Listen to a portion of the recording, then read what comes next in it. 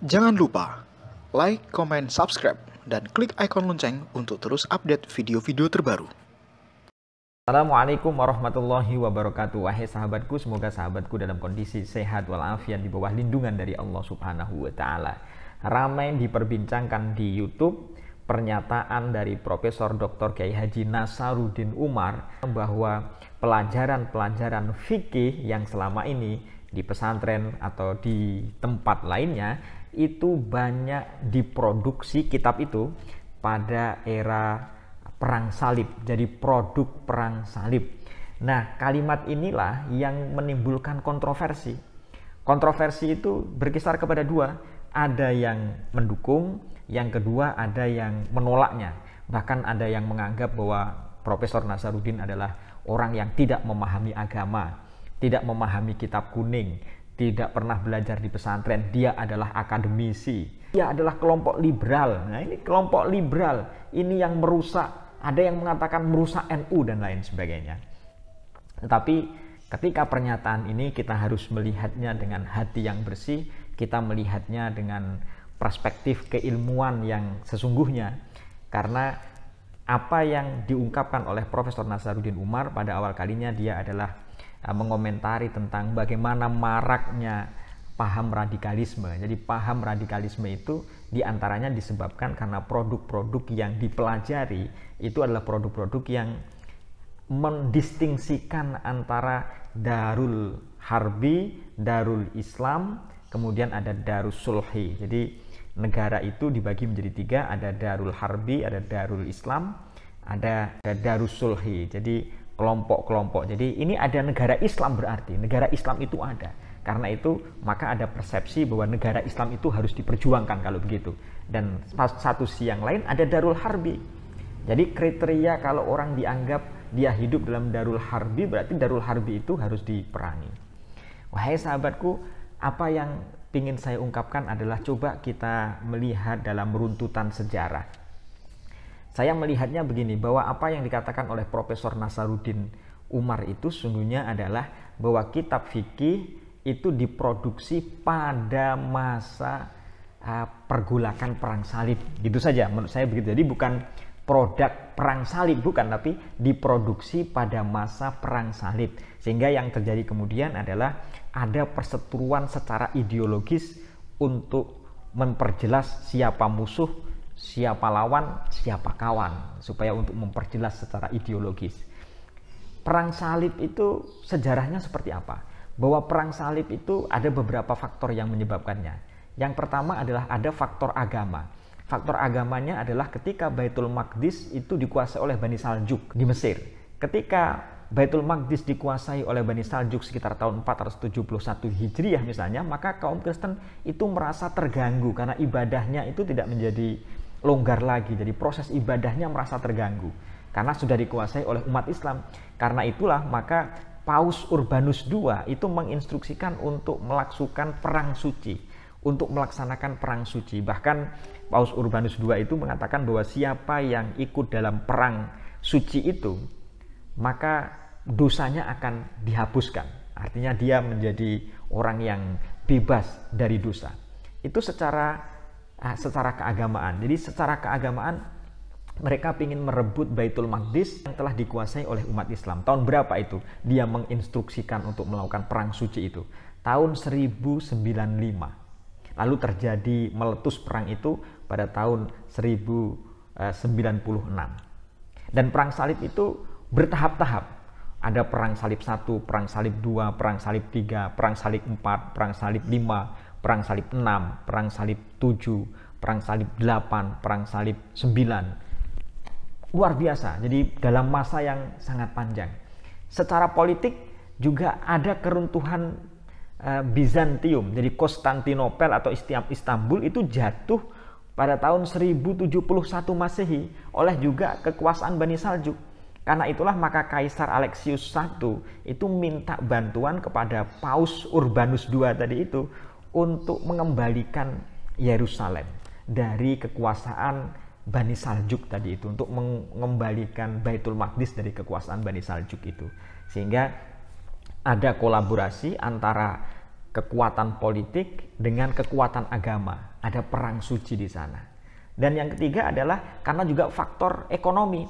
Faktor ekonomi, orang Islam itu telah menguasai pusat-pusat perdagangan. Sehingga orang Kristen merasa bahwa ini mereka telah dikuasai. Nah itu berarti kalau misalnya kita menganggap atau dalam hitung-hitungan tahun, perang salib itu diawali misalnya tahun 1096 dan diinstruksikan tahun 1095, produk-produk fikih ini apa hidup dan memang berkembang pada masa saat itu atau tidak. Itu masa fikih, perkembangan fikih bagaimana? Kita akan melihat perkembangan fikih. Jadi perkembangan fikih itu misalnya dibagi menjadi beberapa tahap. Yang pertama adalah era kenabian. Yang kedua adalah era fikih pada masa Al-Khulafa'ur Rasyidun. Kemudian fikih pada masa Sighorus Sahabat dan Tabi'in. Pada masa Sighorus Sahabat dan Tabi'in. Yang keempat adalah masa keemasan.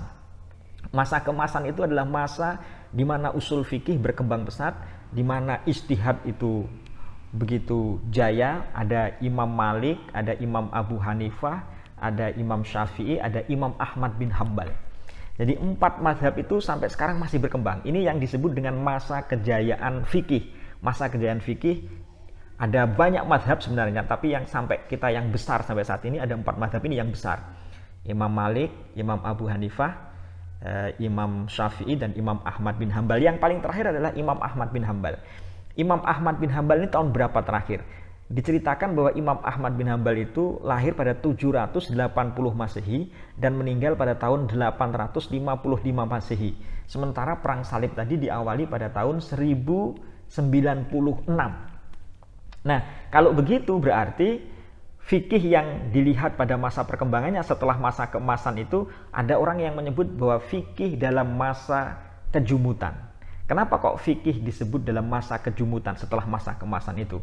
Karena fikih pada masa ini adalah fikih di mana muncul pembelaan kepada mazhab yang terlalu berlebihan. Ada fanatisme terhadap mazhab. Yang kedua, masa pentarjihan terhadap perbedaan-perbedaan pendapat di kalangan mazhab. Dan yang ketiga adalah munculnya pengumpulan dasar-dasar mazhab itu. Nah, kita akan melihat misalnya dalam mazhab Imam Syafi'i misalnya. Dalam mazhab Imam Syafi'i itu dikenal ada tokoh yang sangat terkenal, guru dari Imam Al-Ghazali, namanya Abul Ma'ali Al-Juwaini. Itu lahir pada tahun 1028. Berarti kalau Imam Abul Ma'ali Al-Juwaini itu lahir pada tahun 1028, berarti beliau itu adalah lahir setelah masa keemasan ini. Karena itu Imam Al-Haramain, Abul Ma'ali Al-Juwaini tadi, atau Imamul Haramain yang menjadi guru dari Imam Al-Ghazali itu pernah mengarang kitab namanya Nihayatul Matlab, menyusun kitab namanya Nihayatul Matlab, dan Nihayatul Matlab itu nanti diringkas oleh muridnya namanya Al-Ghazali yang disebut dengan Al-Basit. Al-Basit nanti diringkas menjadi Al-Wasit, Al-Wasit, Al-Wajiz, Khulasatul Wasail dan lain sebagainya. Nah, kalau Abul Ma'ali Al-Juwaini Imamul Haramain itu lahir pada tahun 1028, Imam Al-Ghazali lahir tahun berapa? Padahal perang salib itu terjadi 1200-an, itu masih perang salib. Jadi masa kelahiran Imam Al-Ghazali itu adalah masa perang salib.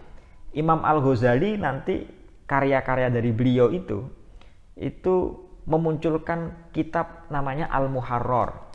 Al-Muharrar nanti menghadirkan kitab namanya Minhajut Thalibin.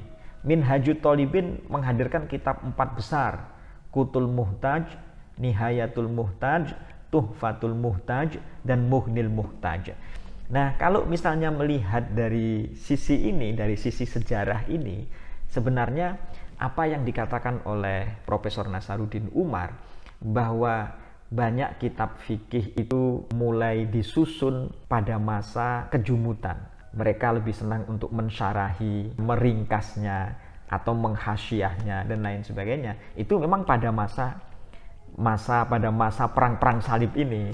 Jadi saya membacanya apa yang dikatakan oleh Profesor Nasaruddin Umar itu bukan produk akibat, bukan produk perang salib, tapi produk yang dihasilkan pada masa-masa perang salib. Karena perang salib itu diawali tahun 1096 dan berjilid-jilid sampai lama sekali. Nah, tetapi kita harus melihatnya begini. bahwa memang kalau dikatakan bahwa itu adalah produk perang salib, itu seolah-olah bahwa Islam itu adalah bagian dari yang tidak berdiri sendiri dalam mengkonstruksi fikih, seolah-olah karena ada sesuatu yang lain. Padahal memang fikih itu diproduksi berdasarkan tuntutan zamannya dan tuntutan masanya. Mungkin barangkali yang bisa dianggap kurang benar lah dalam tanda petik adalah bahwa penggebyah uyahan bahwa produk-produk yang diajarkan di pesantren itu adalah produk dari masa perang salib ini.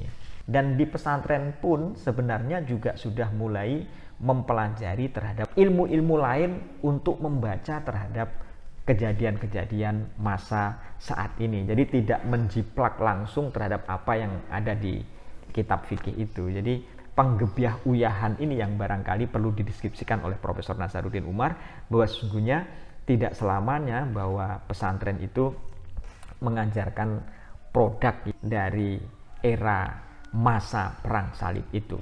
Itu yang kedua. Yang ketiga adalah bahwa yang salah sebenarnya bukan di kitab yang dipelajarinya, tetapi bagaimana menganalisa terhadap pelajaran yang dipelajarinya. Karena itu ini adalah bagian dari hasanah. Pesantren itu luar biasa kayanya dalam referensi-referensi masa lalu. Tetapi kekayaan referensi masa lalu itu memang perlu ditambah terhadap alat analisa yang baru. Alat analisa untuk membaca terhadap konteks sejarah. Jadi pelajaran-pelajaran yang ada di pesantren itu sangat kaya. Dan itu tidak apa-apa dipelajari, tidak jadi masalah. Cuman memang perspektifnya yang harus ditambah. Bagaimana cara membaca terhadap teks-teks yang ada di dalam kitab kuning. Cara membacanya.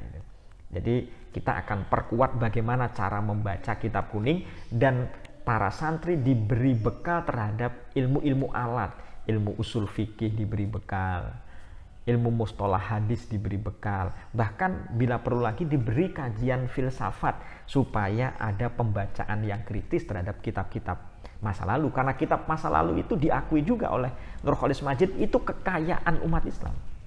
Tidak harus direduksi, malah jangan dikurangi, cuman perspektifnya yang ditambah.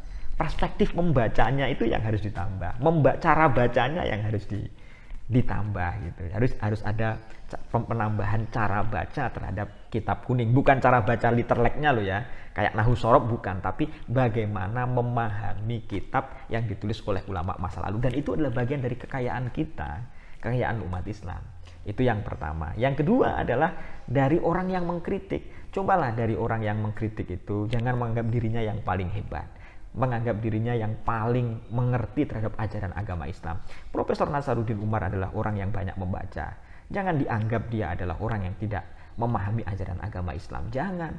Dan kalau misalnya melihat sejarah kita ini kan kadang jarang untuk mempelajari sejarah. Kalau misalnya dipelajari sejarah, memang tidak salah apa yang dikatakan oleh Profesor Nasaruddin Umar. Kalau kita belajar sejarah benar, coba produk-produk fikih, misalnya kitab ini disusun tahun berapa, kitab ini disusun tahun berapa, dan perang salib itu muncul tahun berapa. Apakah ada hubungan antara perang salib dengan disusunnya kitab itu? Itu juga harus dipelajari. Jadi kita jangan menganggap diri kita itu yang paling memahami karena kita lama di pesantren, lalu dia dianggap sebagai akademisi tidak paham apa-apa. Tidak boleh begitu juga. Jadi kita harus terbuka juga untuk membaca. Ya memang kalau misalnya bahwa ini adalah produk ke perang salib, kayaknya menghentak kita. Tapi kalau misalnya dipelajari bahwa masa dari sisi waktu, mungkin ada benarnya juga. Apalagi menganggap dengan gampang ini liberal misalnya. Sekarang ini kan definisi liberal juga tidak jelas. Apa yang maksud dengan definisi liberal? Ketika Imam Abu Hanifah misalnya dia berpendapat bahwa ketika orang itu tidak bisa membaca bahasa Arab, dia boleh menggunakan bahasa Persia misalnya ketika sholat. Misalnya begitu, apakah itu misalnya dianggap sebagai liberal? Ketika banyak para ulama mengatakan bahwa menjual barang najis itu tidak boleh.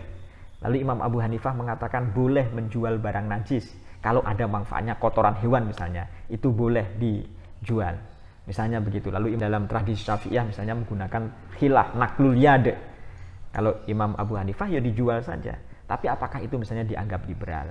Jadi istilah liberal ini kadang memang masih ambigu. Karena itu wahai sahabatku, kita ini kadang-kala masih terjebak kepada perang ideologis. Perang ideologis itu macam-macam. Satu, karena beda politik. Lalu apapun yang dikatakannya dianggap salah. Yang kedua, kita ini diserang oleh orang-orang yang memang berseberangan. Jadi kita ikut-ikutan terhadap perseteruan ulama masa lalu, ahli ra'yi, ahlul hadis itu masih terbawa terus. Nah, ini liberal, ahlul ra'yi dia liberal, yang tidak ahlul ra'yi dia ahlu sunnah. Nah ini yang harus kita pahami. Karena itu barangkali kita perlu banyak membaca memang, bahwa tidak semuanya orang itu sempurna. Barangkali yang mengkritik memiliki kelemahan, tapi Nasaruddin Umar juga punya kelebihan. Tapi barangkali Nasaruddin Umar itu punya kelemahan, tetapi yang mengkritik punya kelebihan.